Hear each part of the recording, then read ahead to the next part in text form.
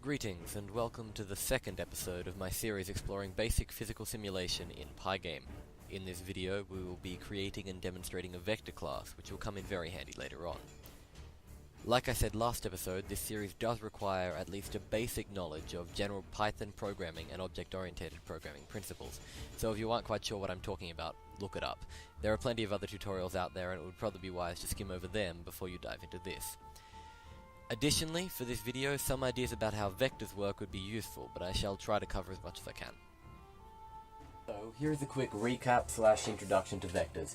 Vectors are simply values that have both a magnitude and a direction, here being 40 degrees off north if that is north. We're going to split our vectors down into their x and y components, however. Basically, it's just you make a right angle triangle with it, then by Pythagoras you can explain it. For every value of x and y there's only one vector, so it's a perfect way of explaining it, much easier in code. The methods we're going to have to be able to apply to this vector class of ours is to add and subtract vectors of each other, and to divide and multiply vectors to normalize them, which we'll get onto soon. Adding and subtracting vectors, you just add their components together, or subtract their components together. Dividing and multiplying, we're not actually dividing and multiplying by other vectors, but rather only floats or integers for all our purposes, which will simply change the magnitude here, because if you divide both of those by the same thing, you just affect the magnitude because they stay in ratio, so the triangle stays the same, or similar rather, and the magnitude changes. Normalizing, we're going to find the unit vector. Normalizing is to divide the vector by its magnitude to find the vector that has the same direction but a magnitude of 1. So, there's the method we've got to apply. That's how the very basic maths works. Let's get on to the code. So, we're going to begin by creating utilities.py, as that's the script that contains the vector code. We're going to create our vector class, and it's going to take two values on initiation. It's going to take x and y, as I showed. So, we're just going to test it. We're going to create a vector. Perfect, x and y. However, if we actually get v itself, it's not very useful. So we're going to modify the repro method to give us some useful output, so we can test our vectors. So now when we take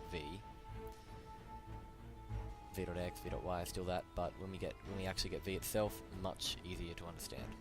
Also going to add in some input control. You can put whatever you like in the type error message, but for now I'm just going to leave it empty. And just to demonstrate, at the moment we can pass anything to the vector and it will take these two values. It can take false and J98 and it takes it. So now we're going to add in our controls, and now we pass it 1, 2, still works. But if we pass it F and 7 and DFG stuff, it's not going to work. It's going to raise type error. So now we're going to define our add function. This is the function that will be called when you add two vectors together, and you'll see how it works later on. Simply adding the two components, like I said, and the subtracting function will work in a very similar way. And adding the input controls here, making sure that you are subtracting a vector from it.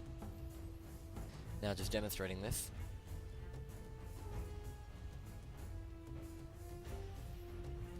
And that works perfectly.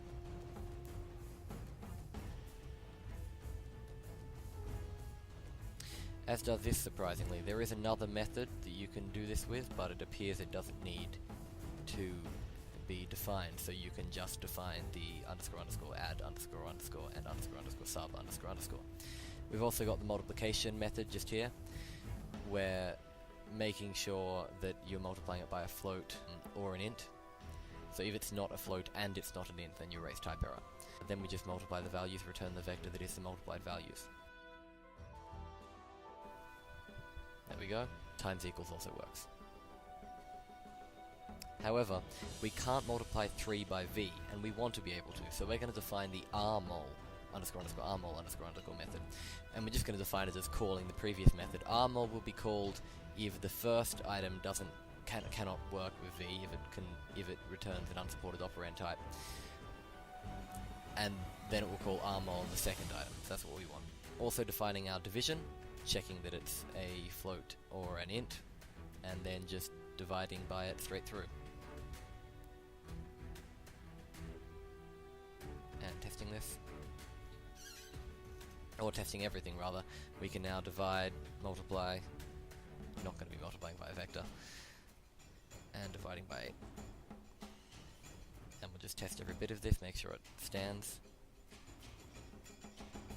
And that all works. Makes sense. So, now we want the method to find the magnitude. That's going to be important in our normalizing method. And also, to actually find the magnitude is nice. So, just Pythagoras there.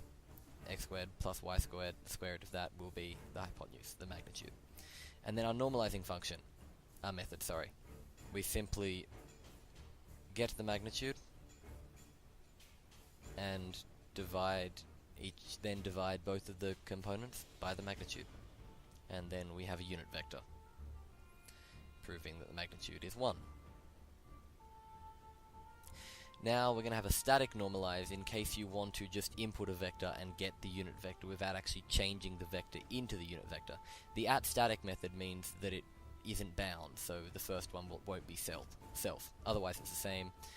v.static normalize is a function, whereas v.normalize is a bound method.